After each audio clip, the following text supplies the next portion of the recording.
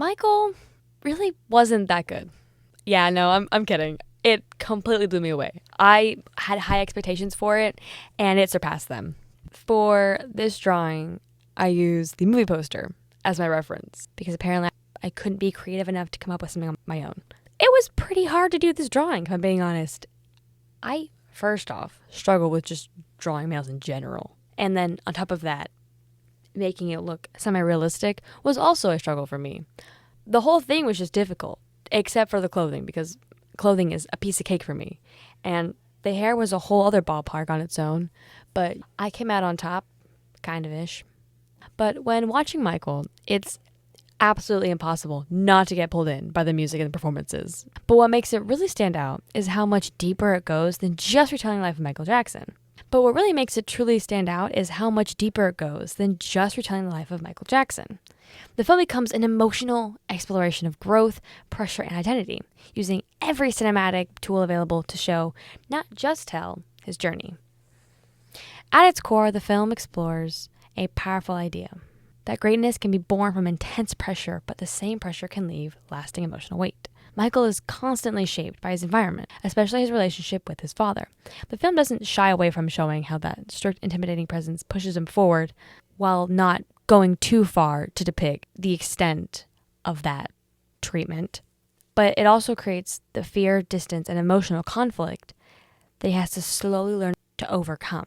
One of the most striking strengths of the film is its visual storytelling. In multiple scenes, Michael avoids directly confronting his father, often relying on others to speak for him. In one scene in particular, he grips tightly to a door handle while his father stands just beyond it. It's such a small detail, but it says everything. Fear, tension, and emotional restraint are all packed in that single gesture.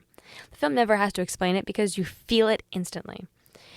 That's what makes the ending so satisfying and emotional.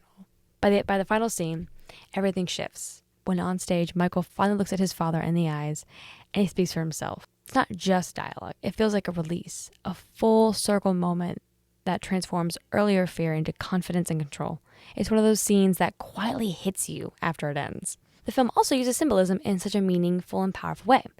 The recurring presence of Peter Pan, as the book shows up multiple times, slowly builds into something much bigger, connecting to the idea of Neverland, which starts as a subtle detail and becomes a powerful reflection of Michael's inner world. His experiences shape the creation of Neverland itself, a space imagined as a place for children to feel free, safe, and joyful. It reflects both his longing for innocence and his desire to give others the childhood experience he was often denied or rushed through. Another standout aspect, one of my favorite aspects of the film, is how it captures his creativity in motion. Instead of only showing finished performances, it lets us witness the process. The scene where he builds the choreography for Beat It is especially engaging because you see him thinking and experimenting and shaping something iconic right in front of you. It makes his artistry feel alive and real. But one of the most unforgettable moments comes during the performance built around human nature. This isn't just a musical scene. It becomes something deeply emotional and almost communal. The audience isn't just watching, they're feeling it. You can see people reacting with tears and singing along and completely losing themselves in the moment. It creates this incredible sense that the boundary between performer and audience disappears. Everyone is connected through the music, sharing the same emotional space. It's one of the most powerful examples in the film of how deeply Michael's art resonates on a human level. Music throughout the film plays a huge role in shaping his journey. Of course, performances like Bad don't just entertain, they mark major turning points in his evolution as an artist. Each one reflects his growing confidence, creativity, and identity. Across the entire film, repeating patterns tie everything together beautifully. The fear of his father slowly transforms into confidence, childhood imagery continues to echo through his choices and imagination, and his creative process remains at the center of it all, reminding us that he isn't just a performer, he's an innovator, constantly building something new. In the end, Michael succeeds because it never loses focus on what matters most, Michael himself, his struggles, his growth, his creativity, and his humanity. It doesn't simplify a story or reduce it to fame or controversy. It embraces the complexity of who he is and how he became that way.